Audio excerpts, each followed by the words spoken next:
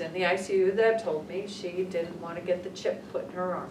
She absolutely believed that they were gonna, and I'm like, you walk around with a chip in your hand, okay? You have cell phones. If you don't think they can track you, that your cell phone, you know. Yeah, I'm in a pretty interesting social media class where like all the data points that they have on you. Yeah. We were just learning about the 2016 election, how Facebook and this company and overseas teamed up to target people who were like on the fence and like hit them with ads. Even I feel like I could think about something and an ad will pop up. Yeah. That's how bad it's going. They wanted to sway them to vote for Trump, and they got a lot of money from the Trump campaign. What was it called? I remember that whole Something story. Britannica? I remember Cambridge that. Analytica. Cambridge Analytica. Yeah. I remember when that whole thing broke. Yeah. And then you also have people that, we have a patient in the ICU right now who is pretty sick, who absolutely refused intubation, and I said to her, even if it means that you're gonna die, well, I don't wanna die. I said, well, you know, this is all we can do for you. And she said, no, God will take care of me. And I said to her, you know, I'm not doubting that you believe that God, but, you know, God sent you here to the hospital. So, you know, He must be telling you that if you need something, to let us take care of you. And she was like, nope, God's gonna, you know, I believe in God, and God's gonna get me through this. And I was like, you know, you are absolutely entitled to that belief. But I don't think God's gonna come down and take care of you right now. So it's been, you know, yeah, it's been a rough 18 months. I want to thank you, not only for the interview, but obviously for the work that you do on a daily basis. Thank and, you. That emotional toll that, you know. Yeah, I'm not in good shape today. I bet. And then if you don't mind, when we're done, if I could hug you. You can hug me. Of course. Are you vaccinated? Me, I could tell you I'm not. I will get vaccinated. You are not vaccinated? Yes, I was Why? uneducated. Why? Uneducation. And now, like, I'm not because of this. Like, in general, these past couple of months, I've been talking to doctors and getting informed. Because I'm more of a, like, inform me, don't just tell me what to do. So it's kind of like... So what makes you afraid of it? I'm just curious. Oh, So, nothing to be afraid of. It was just more of, like, a religious thing. And then even, like, just in general, but I have a grandmother... What religion says you No, should I'm not saying that it does. It's more like the body's a temple to me and like my beliefs. And no, I understand. I now I see how I sound. But like even my grandmother, for my grandmother to have had just be cancer, and I have a handicapped sister. I have a 3-year-old son. You know, I haven't been exposing them like, you know, I've been taking precautions, but still I see how I've been obviously putting people in danger. So it's making me change my decision. You know, I mean, you could be sitting next to me, and even though I'm vaccinated, I may be carrying it. And I may feel perfectly fine. I give it to you, and you take it home. You could be asymptomatic and give it to your grandmother. Yes. So, I do urge you. Yeah, it was more of a misinformation. That's why I'm sitting here like, don't look at me like that. But no, yeah. I try, you know. But you live and you learn. That's how I live I and learn, and also understand. And I'm going to tell you this flat out from the standpoint of so many of us who are providers. We have compassion burnout, and we're getting to the point where, you know, you get sick, you didn't get vaccinated. It's hard to feel sorry for somebody at that point. You know, in the beginning it was awful. We felt sorry for all these people because there was nothing to do, nothing we could do. But now it's like because of you, but now we can, and so truly, you know, I can tell you just from all the people, the nurses, we're all burnt out, and people are leaving. I don't want to go back to work tomorrow. I'm done. My compassion, you know, today just ripped my heart out again, and living through that on a daily, I cannot. You know, I'll share this with you. I'm 66 years old. Okay, I could have retired. And there have been a couple of times when I've wanted to say, that's it, I'm done, and just walk away, and I haven't.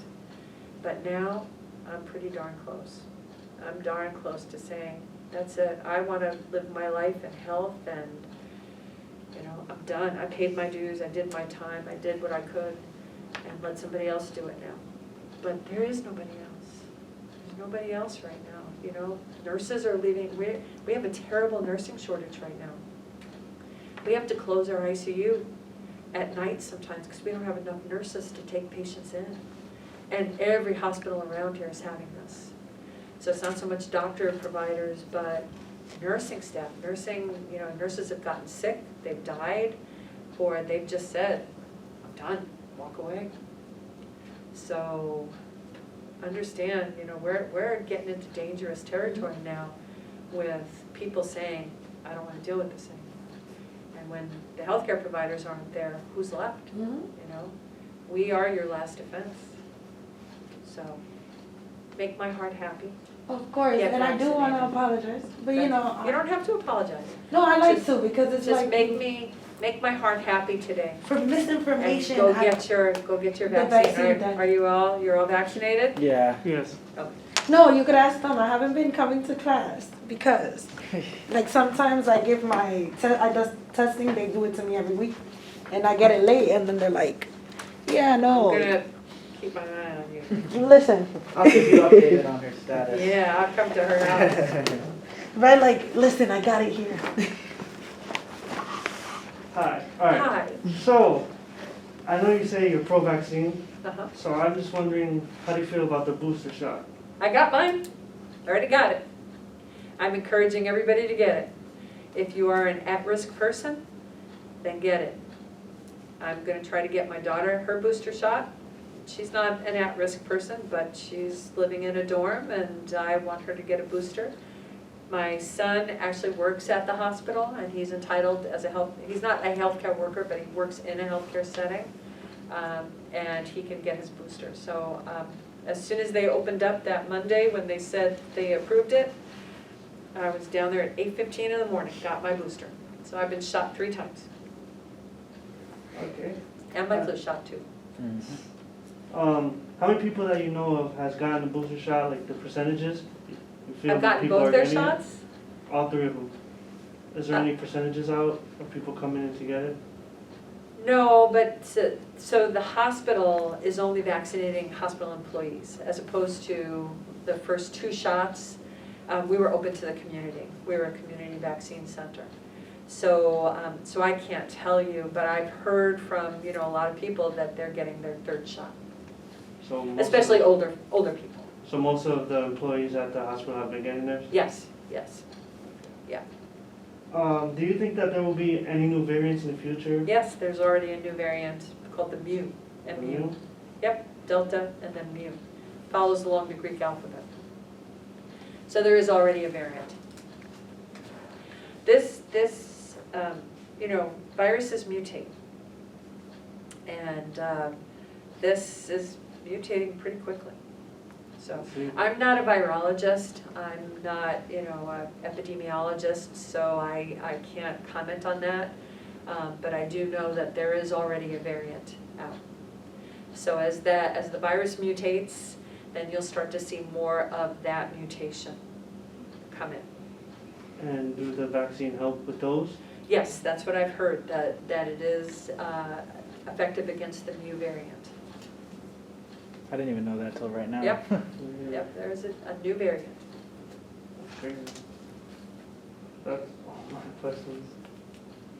Yeah, I think we got a good amount of Yeah. info. So, Okay. Anything you would like to add for people that are watching? Just be kind to each other, be kind and you know, just care enough about each other to take care of yourself, your family, your friends, your fellow human beings. It's, you know, I mean, it's so sad. You know, when I looked at this poor mom today who couldn't even hold her son's hand while he died.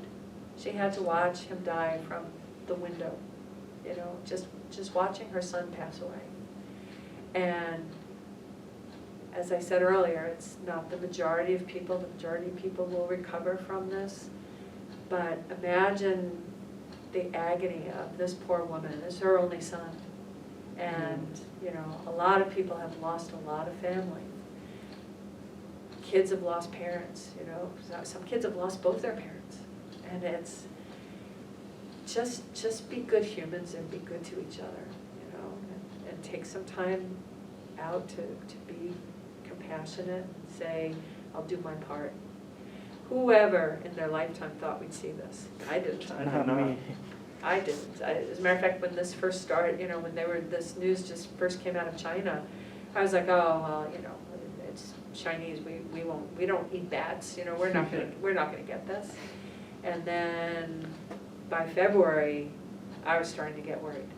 I was starting to get really nervous. And both my husband has also practices critical care. We were like, I don't know. And then one day we went into the supermarket and we saw somebody with a mask on. And I was like, really? You're wearing a mask in the supermarket? It's funny because it was the minority before, now it's the majority. How And it changed. then it was, you know, there were not enough masks for us, for healthcare providers, and trying to get PPE and, you know, I mean, imagine when we were at its worst, we had 2 patients to a 1-patient room and at the hospital, and we were full, and we were running out of ventilators. We were running out of ventilators, and we were watching YouTube videos on how to put 2 patients on 1 ventilator. And thank God it never came down to that, but we were ready. And the other thing that was so amazing was social media actually proved to be a huge help in the beginning with this, and even now, because I belong to a Facebook provider page, COVID-19 providers, who shared information, like, you know, here's how we do intubation, here's what we're, you know, the drugs that we're using, here's how you want to set up your tubing, and the rapid exchange of information was unlike anything, you know, you would have seen, and people, like academic institutions to small community hospitals, people just saying, hey, you know, have you dealt with this? Have you seen this condition? Are you using heparin? Are you using Lovenox? Are you, you know, how are you treating this? And the exchange of information across social media in a positive way between providers was, you know, there was no, well, we know this, but we're not going to tell you. It was open free-for-all. You know, you could go on YouTube and watch how to put 2 patients on 1 ventilator. So social media helped us in that way and helped us stay connected and helped a lot of us, you know, share our feelings and experiences with this as well. So. And even see cases, like, you know, I've seen cases happening and they're like, listen, this is what happens when, you know, like people passing away, you see that through the media. Like, it's different hearing something than seeing it, you know. Yeah. So never, you know, in my experience, in my 34 years in medical practice, did I ever think I would see anything like this. And I hope I never see anything like this again. I hope I live long enough to see that this is a thing of the past, that, oh, a couple of cases a year, you know, it's COVID season, get your COVID shot, get your flu shot. And, you know, I can live with that. And, you know, but not, and things have slowed down. I have to say, it's not like it was a year ago. Actually, a year ago, things had slowed down. Then we started, you know, ramping up again. So now we've got, well, I think we had 4 in the unit. So, you know, our numbers went up again. And hopefully they'll start going down. But Fingers be careful crossed. at the holidays, you know, just if you're traveling or whatever, just be really careful and, you know, elbow bumps. Florida, it's insane. I was just in Florida not too long ago. Yeah, Florida, They don't care. I went to they don't Universal care. Studio Halloween Horror Nights, and it was like not a mask in sight, like craziness. Well, where I was yours? down in Florida. Did wear yours? When was I in Florida? We were in Florida in May. We were in Key West. And it was the first time my husband and I had traveled in a long time. And we wore a mask. on the plane. I mean, you had to. Delta is very strict. Wore a mask on the plane. When we were out by the pool, we didn't wear a mask. We wore a mask into dinner, like when we went to a restaurant, but then once you were eating. And then we were on Duval Street, which is the big street down in Key West where, you know, everybody parties and everything. And there were no masks. Nowhere in Florida. And then we went to Greece a couple weeks ago, and you had to be vaccinated. We were on a cruise, so you had to have a vaccine. You had to prove you were vaccinated. Greece is really, really strict, so you had to fill out a travel locator form so they knew exactly where you were. If you know, and if you got COVID there, you were quarantined to a hotel for 14 days.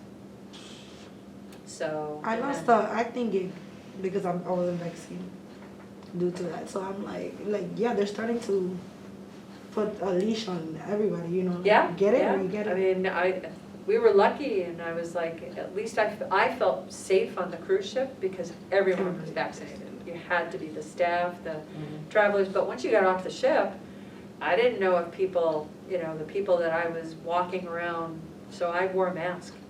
I wore a mask pretty much everywhere I went, unless I was in the water. When you went indoors, if you went to any kind of, you know, sightseeing or anything, you had to wear a mask. And you had to bring your COVID card with you. So, you know, people want to start getting back to normal. If you want to travel, if you want to, you know, just get on with life, just Do it. just do it. Just do it. Get it over with and live your life. You know, nobody wants, who wants to go around the rest of their life with a mask on? I certainly don't. Not me. I don't, you know. I'm tired, trust me, I'm tired of it. But I won't go into Stop and Shop or Big Y without a mask Without on. one. Knowing what I know about Westfield. Yeah. So, and to protect you from me, okay? I had my face in a COVID patient face. I intubated somebody. How do I know that 5 days from now, I'm not gonna test positive for COVID? And I'm in the supermarket. So out of my respect for you as an individual, I'm gonna keep my germs to myself. Yeah, it's kind of like passing it forward. Humanity. Exactly. Yeah, it is a humanity. Exactly. It doesn't hurt, okay? Might get a little acne here and there. Well, at 66 years old, my face is breaking hey, out. I have I'm mask knee. That's Yeah, what they call that's it, what I mask got knee. too. No more I have double mask chin. knee.